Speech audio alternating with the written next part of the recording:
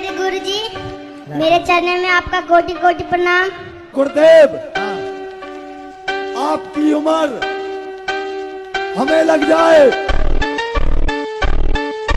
तो नमस्ते दोस्तों। तो पिछले वीडियो में आपने देखा कि अनिरुद्धाचार्य महाराज जी ने कितनी सिंपल भाषा में गणित का अध्ययन करवाया।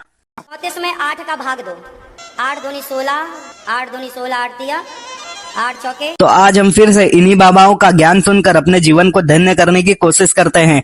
आइए देखते हैं, मजा आएगा। अब मम्मी माने क्या?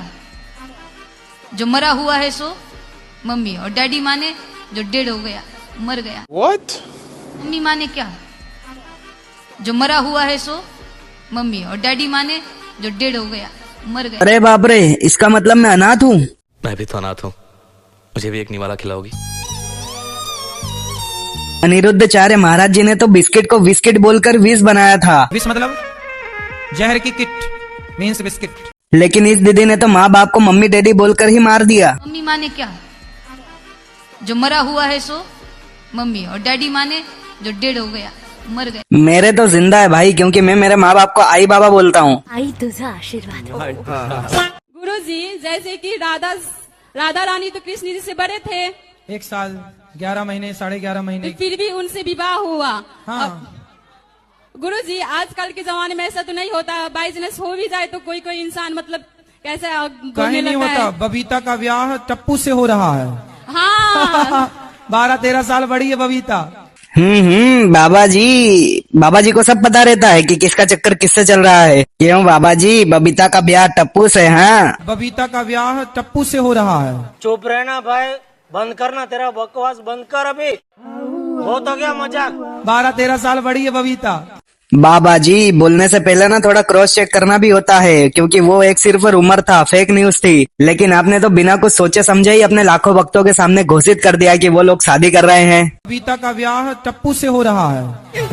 ऐसा कैसे हो सकता है? जेठालाल है, अपनी दया को कम देखता है, बबीता जी को ज्यादा देखता है। उसी चक्कर में तो दया सो छोड़ के भाग गई। तो मैं कह रहा हूँ, मैं पुलिस में कंप्लेंट कर दूंगा, समझा? शराब पीते हो? कभी कभार। फिर आज शाम को अपन दोनों पियेंगे। अरे गुरुजी, मैं भी आऊंगा यार। चाहे तो आप 90 पिला देना, लेकिन मैं भी आऊंगा। क्यों? क्योंकि खूब जमेगा रंग जब साथ बैठेंगे 4 यार। आप, मैं, आपका भक्त और सोडा।